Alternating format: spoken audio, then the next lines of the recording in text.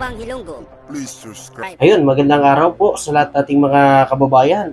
Luzon, Visayas at Mindanao, magandang araw po sa inyong lahat. So ito, may isi-share lang ako sa inyo na video ngayon mga kababayan. Sa inyo, no?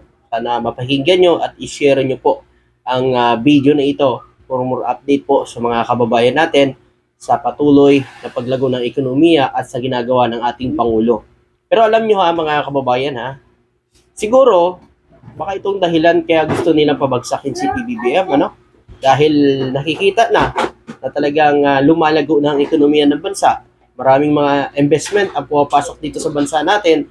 Kaya siguro, mga kababayan, gusto nilang pabagsakin si PBBM. Kaya ngayon, ginagawa ho nila, nagrarally po sila dyan sa Liwasan Bonifacio para palitan daw, pa-resign na daw si PBBM. Pinaparesign na ng mga didiles na nagrarally dyan sa EDSA. Kung tutusin, wala silang dahilan para mag-rally dyan sa EDSA kasi si PBBM ngayon, focus sa kanyang trabaho. Mga kababayan, wala siyang kinalaman dyan kung ano man ang kinasasangkutan ng BP ngayon, dapat niya lang sagutin yan kung saan niya dinala yung pera ng taong bayan. Pero kung sasabihin niyo po na nahingi alam dyan si PBBM, nagkakamali po kayo. Yung Quadcom po ang nag-iimbestiga dyan. Dahil gusto ng Quadcom, malaman ng taong bayan kung saan napunta yung confidential fund, mga kababayan. Walang kinalaban dyan si PBBM. Diba nga? Sabi ni PBBM, pinigilan niya pa nga di ba? Humingi pa siya ng sa ating mga kongresista sa may Senado na wag nang pagtuunan ng pansin yung impeachment na yan kay Vice President Sara Duterte kasi abala lang yan mga kababayan sa trabaho ng mga nasa gobyerno. Kaya ayaw ni PBBM na mapa-impeach si VP Sara Duterte, hinarangan niya mismo mga kababayan. Kaya dapat tumigil na kayo dyan sa kakaid sa inyo Pero dahil gusto niyo talaga maupo ng VP ninyo at papalitan na si PBBM, mga kababayan, ayan, tuloy pa rin sila dyan sa EDSA. Bakit, mga kababayan? Matanong ko lang sa lahat natin mga kababayan. Sige nga, matanong ko kayo sa mga kababayan natin ngayon na nanonood. Sa tingin nyo, bakit gusto nila pa bagsakin si PBBM at gusto nilang pa-resignin si PBBM? Para maiupo si Vice President Sara Duterte. Mga kababayan. Diba? Kung tutusin, wala na talaga. Outside na kay BBM yung politika. Ang gusto ni PBBM, trabaho na lang. Magtrabaho na lang. Tuparin na lang ang sinumpaang tungkulin. Yan ang sinasabi ng Pangulo. Pero yung BP natin, kaliwat kanan yung banat sa ating Pangulo. Diba? Kaliwat kanan na pamilya. Diba? Kaliwat kanan, pati yung mga vloggers nila, binabaratan si BBM Kahit wala naman talagang ginagawa si PBBM. Kailan ba natin narinig na nagsalita si BBM against sa mga Duterte? Di ba? Wala. Di ba? Tapos, ngayon, sisisihin niyo si PBBM sa nangyayari kay Vice President. Hindi ho kasalanan ni PBBM yan. Kasalanan nila yan. Alam niyo kung bakit? Ba't hindi nila maipapaliwanag ganyan kung saan napunta yung 125 million na yan sa confidential fund? Oo, tama kayo. Nagbigay nga sila ng mga resibo, pero kaduda-duda yung mga resibo na ibinigay nila. Kaya, nag-imbestiga talaga yung Quadcom. So ito, mga kababayan, ito yung isi-share ko sa inyong video na talagang walang-wala ho si Duterte dito. Walang-wala sa ginagawa ni PBBM. Ito, pakinggan nyo to. Positive ang credit rating ng Pilipinas. Batay iyan sa pinakahuling tala ng S&P Global Ratings na nagpapakita ng paglago ng ekonomiya ng bansa. Usad ng epektibong polisiya at mga reforma ng Administrasyong Marcos. Ayon sa naturang credit rating agency, ang upgrade na ito ay dulot ng mga epektibong polisiyang pang-ekonomiya, mga reformang piskal, at mas pinagmuling infrastructure and policy environment. Ayon kay House Speaker Martin Romualdez, napapatunay lamang ito sa matatag na pamumuno ni PBBM na nakatuon sa pagpapabuti ng kabuhayan ng mga Pilipino. Narinig nyo? Nakatuon sa pagpapabuti sa kabuhayan ng mga Pilipino. Yan ang pinagtutuunan na pansin ni PBBM. Yung BP natin, ano pinagtutuunan niya na pansin? Ang sirain si PBBM, mga didiles. Ano ang pinagtutuunan niyo ng pansin ngayon? Diyan sa EDSA. Resign PBBM, pabagsakin si PBBM. Bakit? Anong maitutulong yan? Pag nag-resign ba si PBBM, sigurado ba na uunlad ang bansa natin pag si BP Sara ang naging presidente? Eh, di ba nga, ilang trilyon utang na iniwan ni Duterte kay PBBM? Ha? Nangungulila tayo sa ekonomiya noon? Ha? Di ba nga nangungulila tayo? Ngayon na nakakabangon na tayo, gusto nyo pabagsakin si PBBM?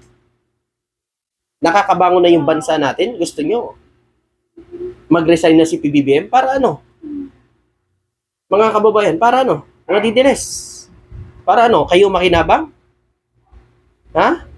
Ang punot-dulo na yan kasi gusto nyo talaga patalsikin si PBBM. Ano? Kasi naaapektuhan na ang mga negosyo ninyo. Ganon. Mga illegal na mga negosyo. Ganon ba yon? Pogo. Smuggler. Wala na. Maraming mga smuggler ngayon ang nauhuli ng mga kababayan. Ha? Yung mga nagpapalusot dyan, na mga hindi dumadaan sa tamang proseso, marami nang nahuhuli ngayon. Yan ang batas ni PBBM. Diba?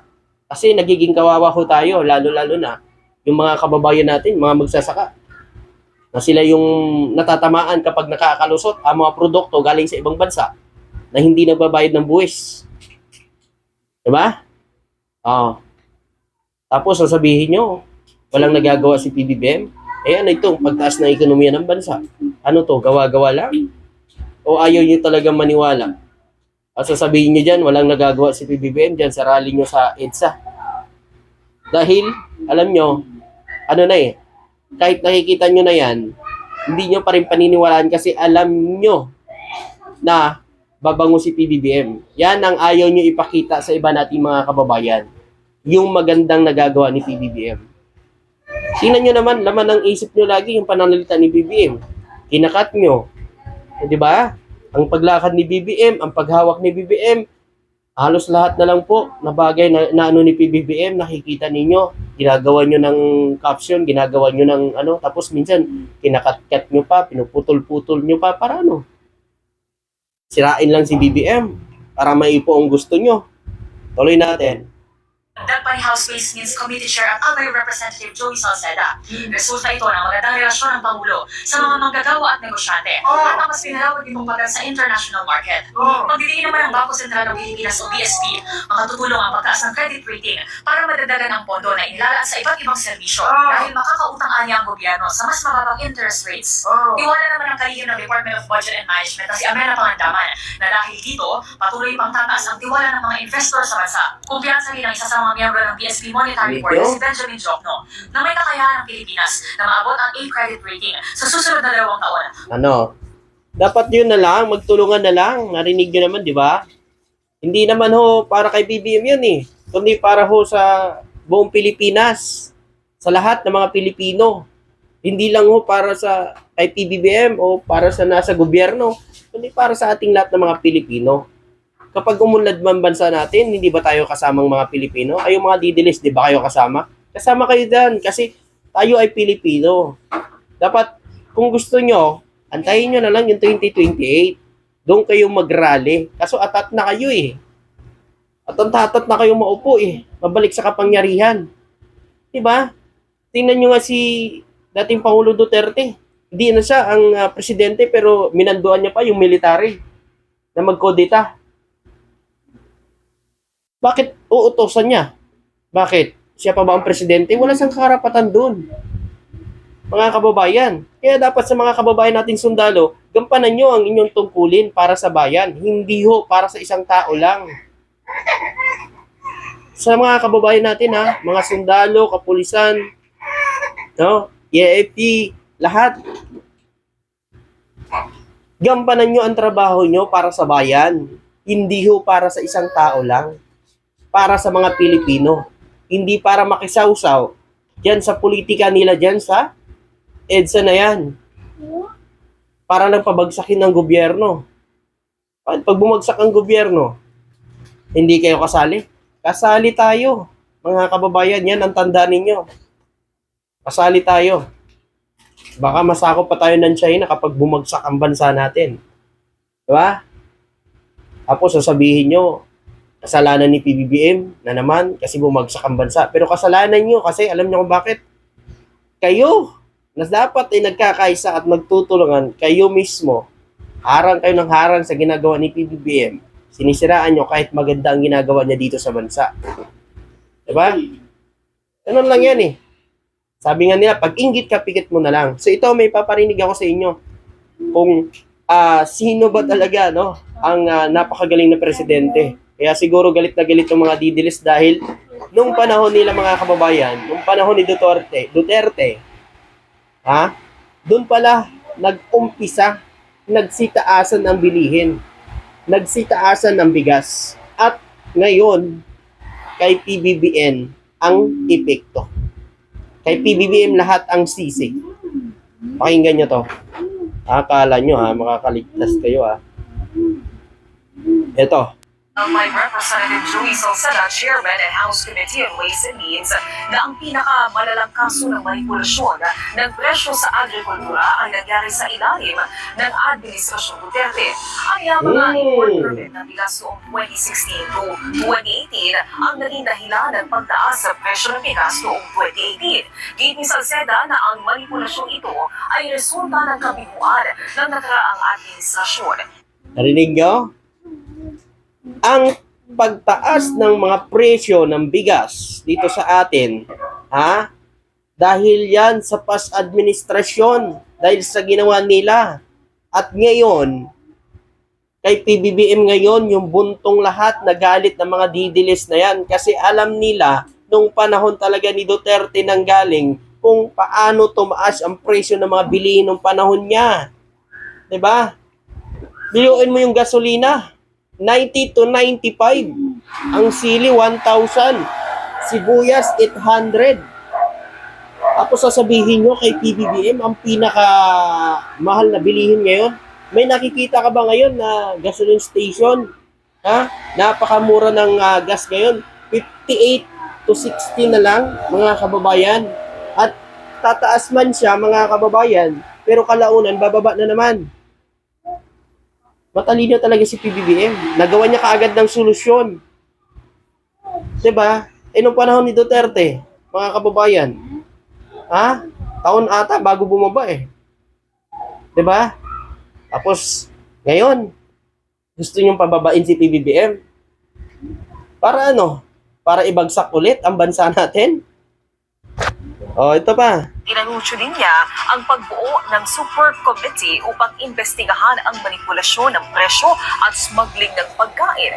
Hiniling ni Salceda ang mga dokumento mula sa NFA at Bureau of Customs ukol sa importasyon ng bigas noong panahon yun.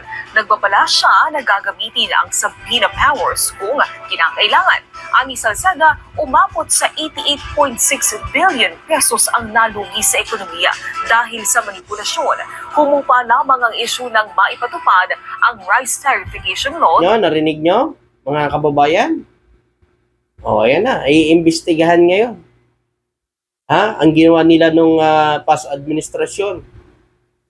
Tapos, sasabihin nyo, sobrang mahal, hindi maibaba ni PBBM sa 20 per kilo yung bigas. Hindi talaga kaya yun, mga kababayan. Dahil kung ang past administrasyon, ginawa niya na yan, tinulungan niya, gumawa siya ng paraan para sa makatulong, para mapababa ang presyo ng bigas, siguro ho mga kababayan, nakamit natin yan, yung 20 per kilo na bigas. Thank you. Maraming salamat.